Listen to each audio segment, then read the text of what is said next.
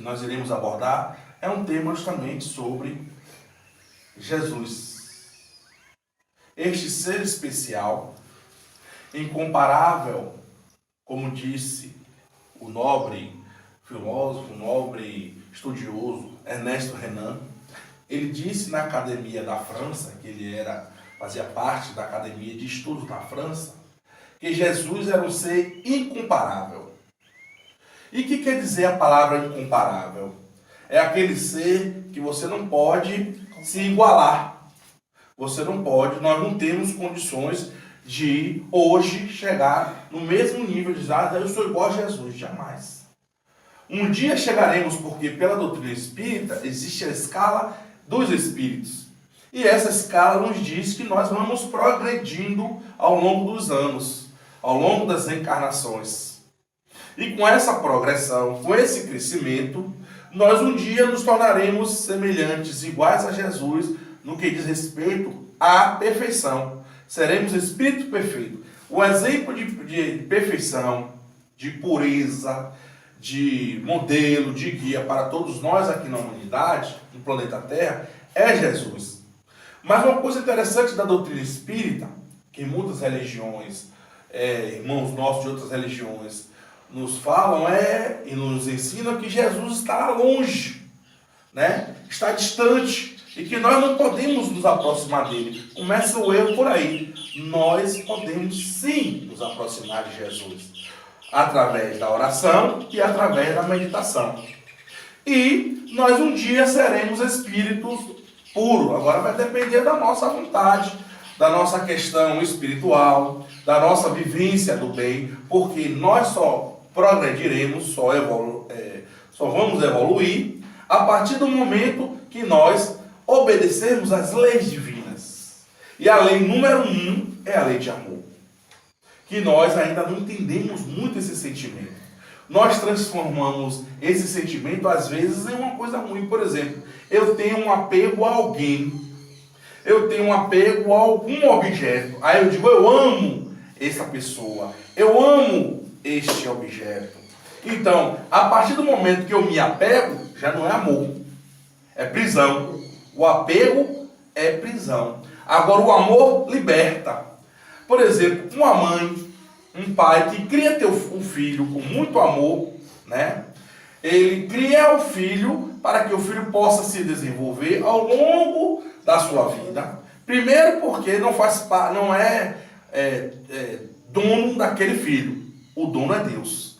Ele é cuidador daquele filho, daquele ser, que ele deve preparar para a vida. Mas geralmente a gente prepara para quê? Para ficar em casa, para ficar sob a nossa tutela, para ficar sob o nosso comando. E não deve ser assim. Nós devemos criar os nossos filhos, cuidar da nossa prole, para que ela possa progredir, seguir sua trajetória. Porque todos nós temos uma tarefa a fazer aqui na Terra, né? Nós encarnamos por 3 motivos. Um é por expiação, que é um processo de, vamos dizer assim, de erros que praticamos em vidas passadas. E por termos sido indisciplinados, teimosos e tal, perante a lei de Deus, que fiquemos bem claro, Deus não perdoa e Deus não condena. Ele criou as leis, criou a todos nós, espíritos simples e ignorantes, para evoluirmos e obedecermos às suas leis, as leis naturais. E quem realmente coordena, quem realmente nos dá significado, quem impune ou quem dá crédito ao nosso comportamento, à nossa conduta, são as leis de Deus. Nós temos que obedecer às leis de Deus. E que Kardec perguntou onde estão escritas essas leis de Deus? Na nossa consciência. E é uma verdade. Toda vez que nós vamos fazer algo de errado, a consciência dá o alerta. Não vá fulano, não faça isso, Beltrana, não vá que você vai se dar mal, não vá que você vai se prejudicar, você vai prejudicar a outra. Mas nós, na nossa inferioridade espiritual, na nossa teimosia, nós fazemos. E depois teremos que consertar. Está lá no livro A Gênese, que este ano faz 160 anos, que a Kardec perguntou qual é o processo do erro. Errou, ponto. Aí você vai ter que, primeiro, se arrepender, errei. Errei, infelizmente errei, e vou ter que consertar. Esse é o primeiro processo, porque tem muita gente que erra e não aceita de forma nenhuma que alguém diga a ele que ele errou. Não admite. Fulano, você errou, você se atrapalhou, você se equivocou. De jeito nenhum, eu estou certo. Quantas vezes a gente orienta uma pessoa, dá um conselho, dá uma dica, né? Um filho, a um amigo, né? Uma pessoa que a gente não vá por aí não, porque você vai se prejudicar. A pessoa vai e se prejudica. Nós fizemos a nossa parte. Então, arrepende-se. Depois do arrependimento, vem o sofrimento. Nós sofremos porque erramos. E nós estamos sofrendo porque nós praticamos erro no passado. Aí você diz, poxa, mas tudo que eu faço está errado. Tudo que está acontecendo em minha vida não está dando certo. É porque a gente errou no passado ou estamos errando no presente. Precisamos mudar o nosso comportamento.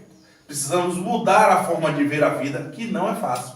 Tudo isso, teoricamente, através da fala, é muito fácil falar. Mas quando nós sentimos, é que verdadeiramente nós podemos falar sobre determinados assuntos, determinados sofrimentos. Um dos piores sofrimentos que o ser humano está sofrendo hoje é sobre depressão. Então, só pode falar de depressão o médico que estudou, né? Ou o psicólogo que estudou, o psicoterapeuta que estudou, pode falar, mas você fala com mais ênfase quando você vive a depressão. Quando você já passou pela depressão, é uma situação muito difícil, até porque a depressão é uma doença da alma.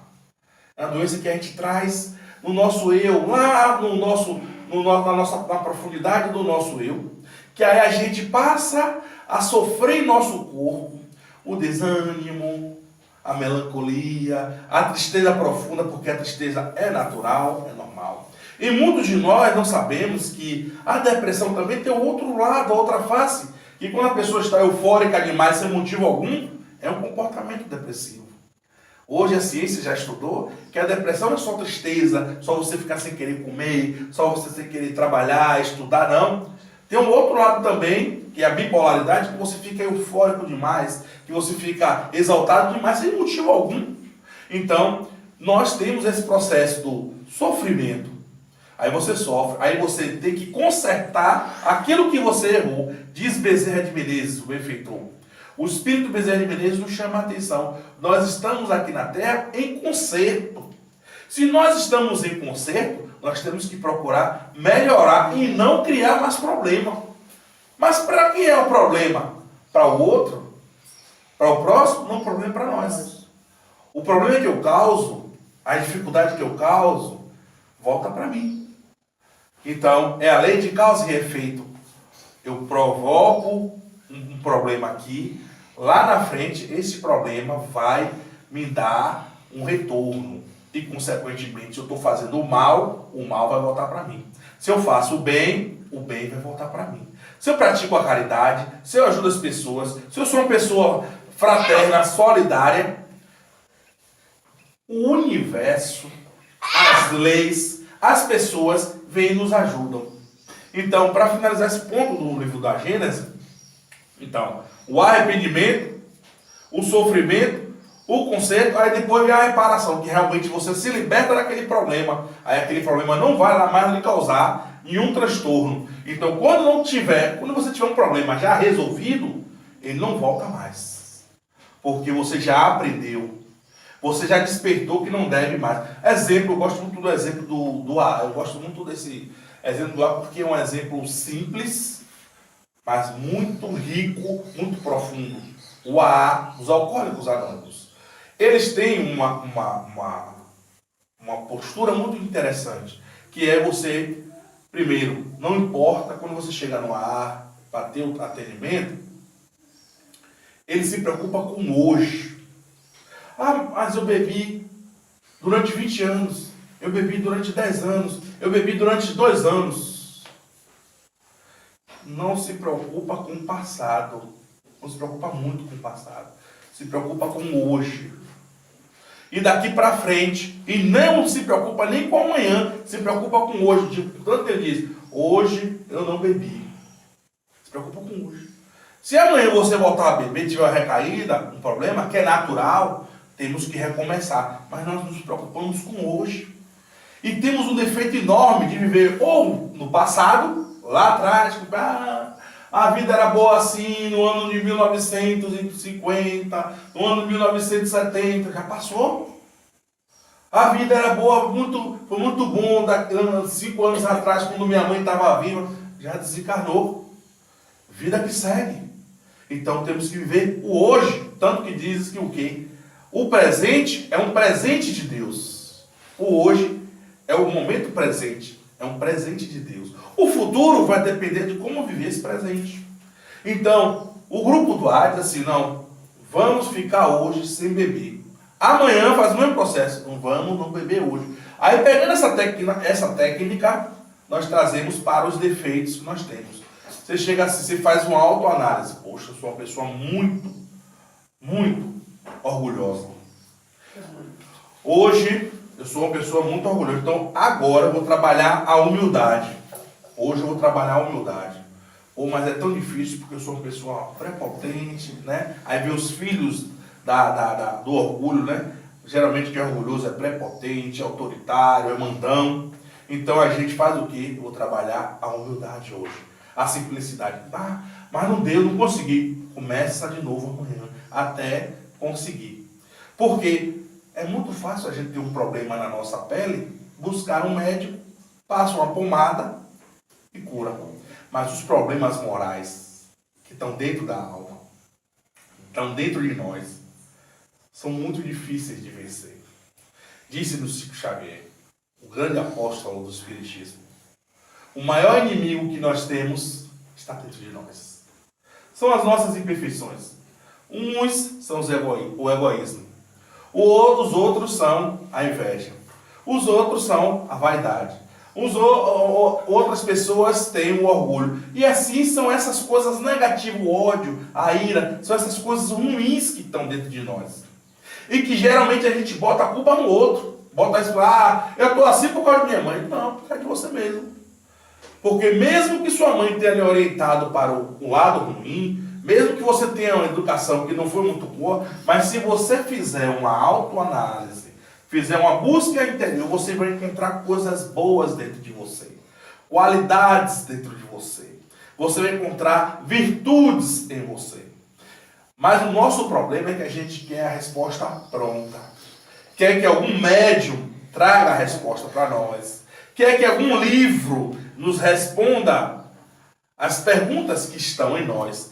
E é bem claro que os espíritos nos chamam a atenção. Se o problema é fora, temos que buscar a solução fora. Temos um problema judicial, vamos buscar o auxílio do advogado. Se temos um problema de saúde, vamos buscar o auxílio do médico. Se temos um problema na nossa área, no nosso patrimônio, em nossa área, no nosso terreno, a gente busca a ajuda do engenheiro, né? Do mestre de obra, do pedreiro. Então, as coisas externas, a gente busca ajuda externa. Mas a coisa interna, a gente tem que encontrar a solução internamente que está dentro de cada um de nós. E o psicoterapeuta maior, o mestre maior é Jesus. Nós temos um defeito muito grande, só vinculamos a nossa mente e o nosso coração, com o nosso sentimento, com Jesus, quando a coisa está feia. Quando a coisa está boa, está dando tudo certinho, a gente esquece até de orar. A gente esquece até de ler o Evangelho. Então está tudo bem, a gente não se vincula aos bons espíritos. Existe um espírito que nos acompanha antes da nossa reencarnação, quando nós vamos nascer, durante toda a nossa vida na Terra e depois também permanece um período conosco, nos orientando, que nós chamamos de uns de anjos guardiães, outros guias, outros mentores, outros espíritos protetores. Ficam 24 horas conosco. Como um pai, como uma mãe, como na verdade, um tutor para nós. E que nós não abrimos os nossos ouvidos para escutar as suas inspirações. Nós não abrimos os nossos olhos para vermos a realidade.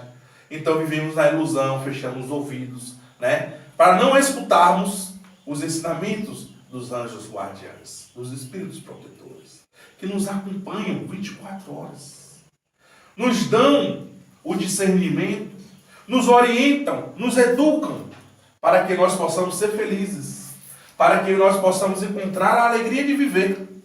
E a alegria de viver, eles nos chamam a atenção, está na prática, na vivência do Evangelho de Jesus. As letras douradas do Evangelho, quando brilham em nossos olhos e adentram a nossa alma, faz com que nós tenhamos um novo comportamento, uma nova conduta, sejamos mais fraternos. Essa conduta mais solidária, esse comportamento mais vivenciado com os bons espíritos. E nós precisamos assumir esse papel. Esta casa aqui na qual nós nos encontramos precisa de trabalhadores para assumir o seu papel. E nós deixamos para depois. Os trabalhos espirituais nós deixamos em segundo plano. Os trabalhos com Jesus deixamos para depois. Agora não dá não, não tenho competência para tal. Não tenho habilidade para isso. Não tenho isso, não tenho aquilo. Nunca a gente pode para Jesus. Mas para um vizinho, a gente pode às vezes até deixar de fazer a coisa. E uma coisa com Jesus, no trabalho, no bem, mas vai fazer ou vai participar de uma festa, de um festejo. Ou vai para alguma outra atividade, a não ser aquela atividade que nós precisamos assumir para com Jesus. E o momento é hoje. Ele esteve com muitos indivíduos, e muitas mulheres e muitos homens, mas poucos abriram a alma para que Jesus entrasse. Então, aqueles poucos nós podemos lembrar de Maria de Magdala. Maria de Magdala é uma mulher que representa muito de nós. Bonita, rica, né? Tinha sob a sua tutela, né? Sob o seu conhecimento, vários homens famosos, porque ela era uma mulher da noite, ela era uma prostituta mais requintada. Mas ela tinha esse conflito sexual e quando se encontra com Jesus, entrega-se plenamente. Modifica o seu comportamento. Segue os ensinamentos de Jesus. E é aquela escolhida por Jesus para depois de 3 dias do seu desencarne, ser a primeira a encontrar-se com Jesus. Então ela se entrega plenamente a Jesus e passa a divulgar o seu evangelho, porque ela vivenciou o teu evangelho. Séculos depois ela reencarna como Teresa d'Ávila, né? E aquela mulher que segue os ensinamentos de Jesus plenamente no processo de mudança, no processo de transformação. Porque um dos piores tormentos que nós temos é na área sexual. É uma dificuldade muito enorme que nós temos, porque é uma energia muito intensa, muito forte, que se nós não canalizarmos para o bem, com certeza será canalizada para o mal. É uma lei física. Se nós temos um recipiente, e nesse recipiente algo entrará, se nós não colocarmos coisas boas nesse recipiente, com certeza o mal tomará conta. É a mesma coisa de uma área. Se você não planta, né, em determinada área, determinado terreno, as ervas daninhas vêm e crescem. Então a gente precisa tirar as ervas daninhas de dentro de nós. E é um processo cotidiano, contínuo. Nós começamos a fazer esse processo pela resistência que temos em nós, pela dificuldade que encontramos em nós, desistimos. E aí Chico Xavier, não desista. Começou, caiu, recomece. Então a gente precisa sempre estar recomeçando esse processo de viagem interior, de autoconhecimento. Quem sou eu? O que foi que eu vim fazer aqui na Terra? Quais são as reais necessidades que eu preciso ter aqui na Terra? Comer, beber, dormir. Apenas isso. Isso é um comportamento fisiológico, que é natural, do instinto do corpo animal que nós temos. Mas nós precisamos ter um comportamento psicológico. Qual é? Ter um ideal na vida, ter sonhos, ter propósitos elevados dentro da ética, dentro da moral. E tudo isso que eu estou falando, falar é muito fácil. Mas vivenciar é o grande desafio.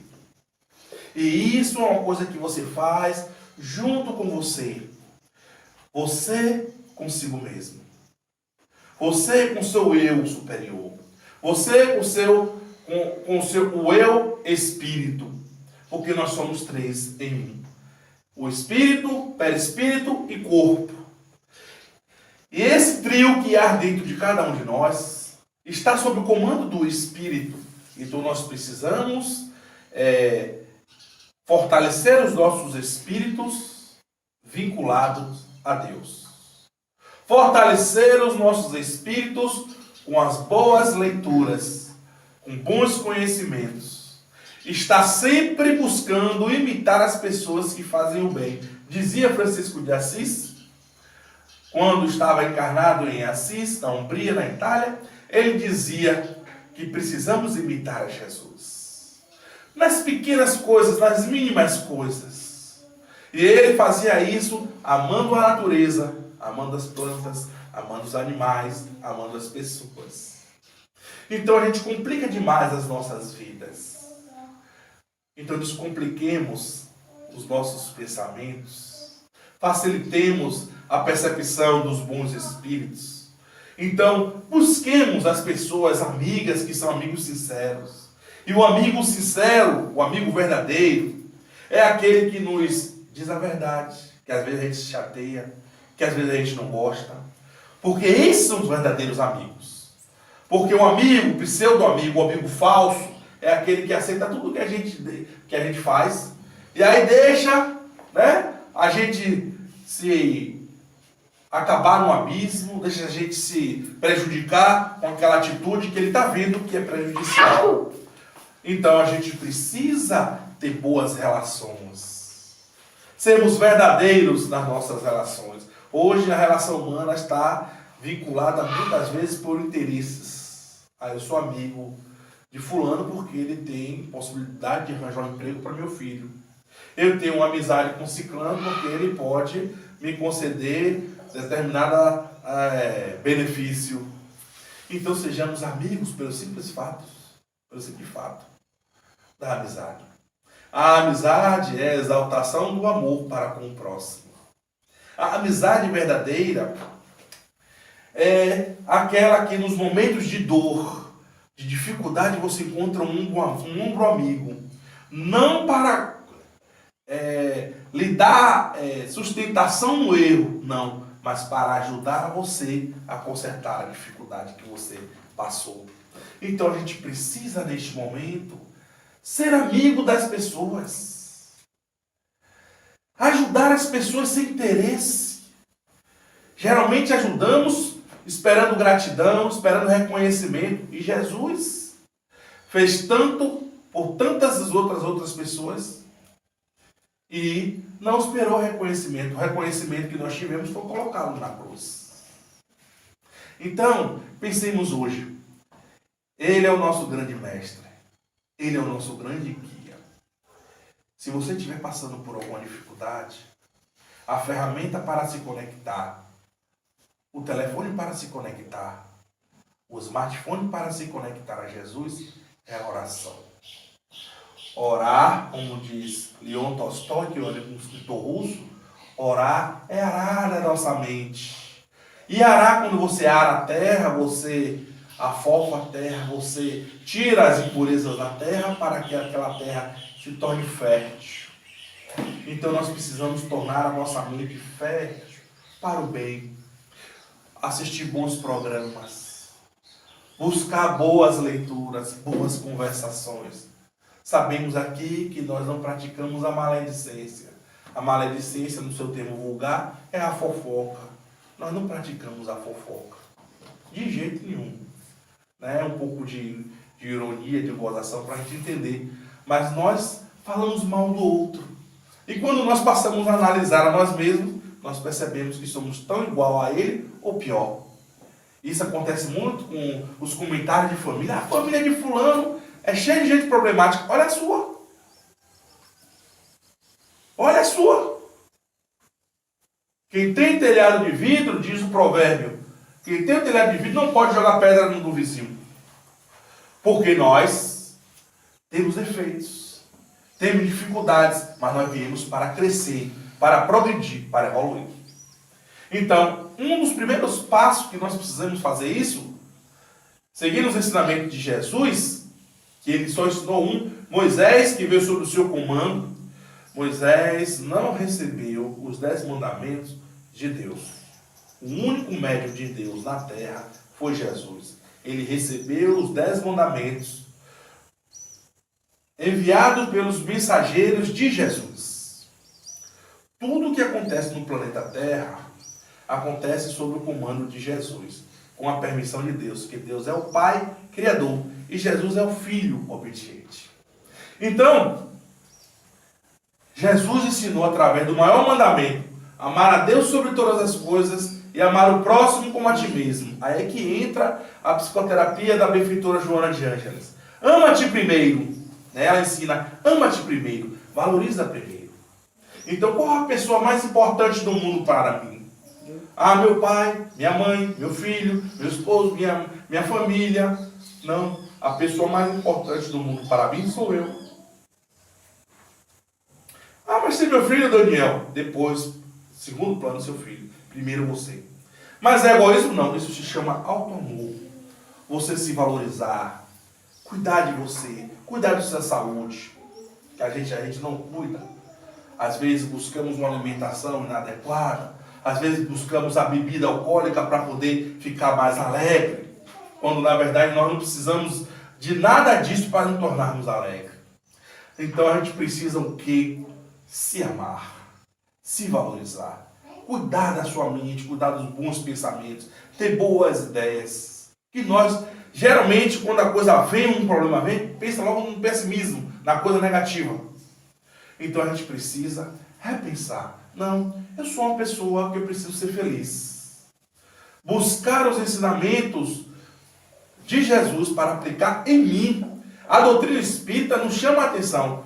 O primeiro beneficiado quando você estuda a doutrina espírita é você. Então, vim para a casa espírita, buscar a terapêutica espírita, o passe, a água fluidificada, o estudo do Evangelho segundo o Espiritismo, o estudo das obras de Kardec em primeiro lugar, depois as obras subsequentes, e aí você vai se internalizando, você vai adquirindo conhecimento para você aplicar na sua vida. E o seu exemplo, o seu comportamento vai ser observado pelas pessoas mais próximas. Disse Jesus, amar o próximo como a ti mesmo. O mais próximo, que é o mais próximo? A família. É a família. A gente aprende aqui na escola, que é o centro espírita, para aplicar no laboratório, que é o nosso lar, que não é fácil. Não é fácil. Você quer orientar o seu filho, minha filha vai estudar para você adquirir conhecimento e ter uma profissão para se sustentar.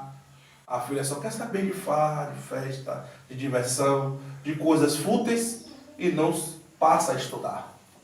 Meu filho vai trabalhar para poder sustentar a sua família. Aí passa o cidadão com 10, 15, 20, 30 anos em casa sobre a sustentação dos pais. Então a gente precisa orientar a nossa família, mas não pegar o problema para a gente resolver. Cada um tem tem o seu significado, tem a sua tarefa aqui na Terra. Agora, o que nós não podemos esquecer no nosso trabalho é a orientação pautada no Evangelho. É fantástico ver aqui na sala crianças para receber os bons frutos dos bons espíritos. Por isso que é importante a educação pautada na infância, na juventude do Evangelho. A evangelização é fundamental. Trazer o Evangelho para o nosso lar é fundamental. Para tirar um pouco, fazer uma limpeza, uma asepsia em nossa casa das energias negativas. Nós podemos sofrer. Mas se nós estivermos sofrendo com Jesus, nós seremos mais fortes, mais corajosos, mais corajosas. Então, como ele mesmo diz, o meu jugo é suave, o meu fardo é leve. Pedi, obtereis. Batei, abre-se-vos-á. Tem mulher que diz assim, eu não vou orar não, porque Deus já sabe do meu problema. Não. É necessário a gente conversar com Deus, com Jesus, com a Mãe Maria Santíssima e com os bons espíritos sobre os nossos problemas. Fazer anotação, poxa, estou com dificuldade nisso e tal, a coisa está muito ruim. Faça a anotação das coisas ruins que estão acontecendo em sua vida. Coloque no papel e queime. Aquilo que é um fator psicológico de libertação, de liberalidade, você se liberta, se libera daquele problema e ajuda você a vencer. A gente precisa fazer meditação. O que é meditar? É você parar um pouco, observar a sua respiração, fazer silêncio interior, buscar sentir a presença de Deus. Quando você faz esse processo de conexão com o alto, como fez Buda. Buda, Siddhartha Gautama, vivia no mosteiro. Quando ele vivia lá dentro, quando ele saiu, começou a ver o sofrimento das pessoas, a sentir a presença da vida através do olhar, através do processo social, ele foi buscar encontrar Deus dentro dele. E ele meditou de tal forma que ele passou a escutar os sons inaudíveis. O som inaudível é aquele som que você não ouve, que você só percebe com a sua concentração, com a vivência profunda da sua alma. Então a gente precisa mergulhar em nós. Nós necessitamos buscar em nós. E um exemplo muito importante disso é o de Carl Gustav Jung, que foi um neurocientista, um psiquiatra, que ele teve tudo, dinheiro, fama, sucesso, vivia na Europa e tinha todo o conhecimento, mas quando ele teve um processo depressivo, que ele fez a viagem interior, ele começou a conversar com a sua alma. Alma querida, ajuda-me a vencer as dificuldades. Alma querida, ajuda-me a encontrar o destino, o sentido de significado para a minha vida. Ele aí passou a ter uma vida totalmente renovada, porque deu sentido, deu significado à tua vida. Então a gente precisa fazer essa viagem que nós temos medo, que nós temos receio de mergulhar em nós mesmos. Mas, com o exemplo de Francisco de Assis, de Paulo de Tarso, que disse uma frase, uma das frases mais conhecidas que ele escreveu: não sou eu que vivo mais em mim, mas sim o Cristo que vive em mim. Então Paulo foi aquele que encontrou, não teve contato físico com Jesus, mas teve contato espiritual com Jesus. Francisco de Assis faz o verde da esperança a exalar na floresta do teu amor. Ó Jesus, onde houver, Senhor, um pouco de escuridão, que possamos levar a luminosidade do nosso eu como um pirilampo a bailar nas ondas do nosso eu.